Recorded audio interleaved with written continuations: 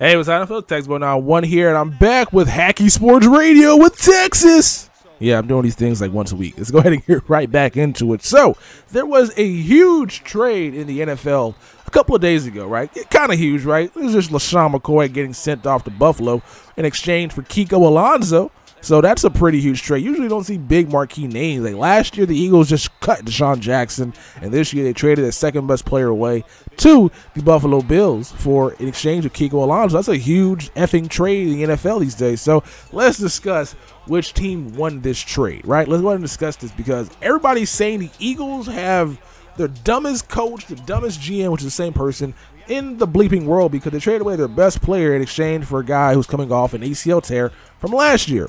And if you look at it that way, okay, yeah, it's a pretty bad trade. But the fact that the Eagles were going to have to pay LaShawn McCoy $10 million next year or this upcoming season for a halfback, I don't think that is really worth it. I was reading some metrics and listening to Le Batard's radio show, and the Eagles had the best run-blocking offensive line in football last year, but LaShawn McCoy was the 24th rated efficient halfback in the league. Like, he pretty much was not as good behind the offensive line as he could have been last season, which is just crazy. He had the best run-blocking offensive line in the league, and LaShawn McCoy is going to be due to make $10 million in next season, is not running effectively behind that offensive line. So that's probably why he traded him. Everybody nowadays is going towards metrics. Look at the NBA, look at towards baseball. Metrics means everything. LaShawn McCoy being that bad behind that great offensive line, it's kind of scary if you look at it like that, right? Like, you're going to pay a guy $10 million who's rated the 24th efficient halfback in the league. Like, that's not good. So instead of cutting that guy and pretty much getting nothing for him,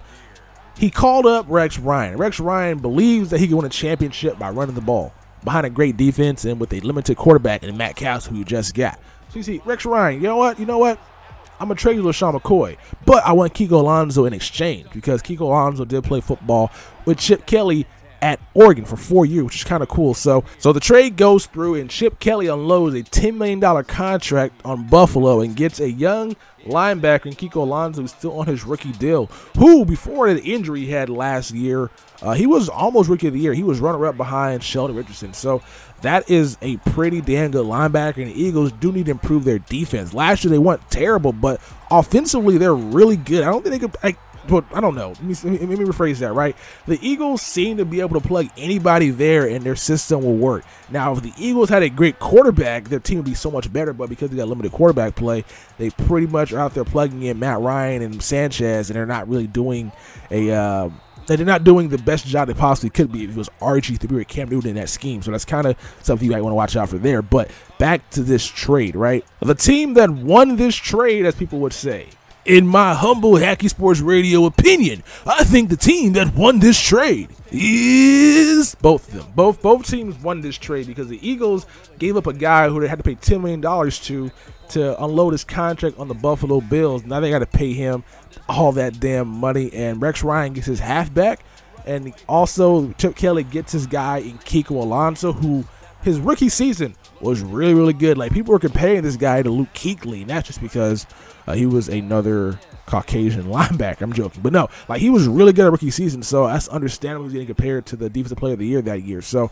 Kiko Alonso is a good fit for Chip Kelly's scheme because he can pretty much come off the edge, or he can also drop back into coverage, and that's probably why they got rid of Trent Cole, because Trent Cole could blitz, but he was not a 3-4 outside linebacker. He was a 4-3 defensive end converting to outside linebacker, and he cannot do a lot of things back into coverage. So that's probably why they cut him. And now they got Kiko Alonso, who can pretty much be a jack-of-all-trades type linebacker, do whatever the hell you want him to do, and hopefully he comes with an ACL injury 100%, because if he does not, then there'll be a bad trade. But if he comes off of it playing like he did last year, or playing like 90% close where he was playing like his rookie season, then it's a win-win for both sides. Now, I know you guys might be thinking Chip Kelly's an idiot, all that stuff, all the names you call your guy you don't like because he traded away a player you know for a player you don't know.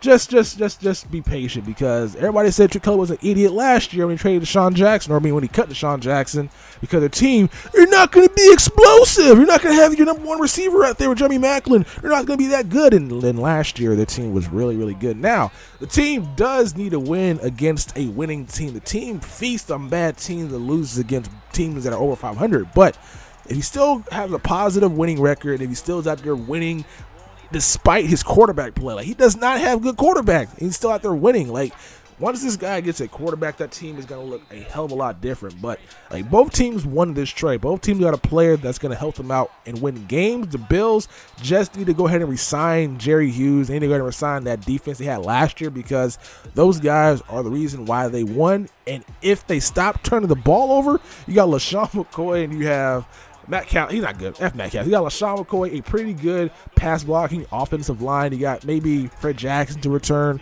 along with Bryce Brown backing up LaShawn McCoy. And you got Sammy Watkins and Robert Woods at wide receiver. Like, that team needs a quarterback. What's kind of funny, the teams, like both the Eagles and Bills need a quarterback. Both of them need a quarterback, and both of them are at the point where they're probably not going to get one for the next couple of years. It's kind of funny, but both those teams are on the brink of being very, very good. They both need a quarterback, but both these teams won this trade. If you guys agree, let me know in the comment section below. If you guys disagree with me, let me know in the comment section below. I'm the Texas Boy, and I'm out of here with this Hacky Sports Radio. Peace.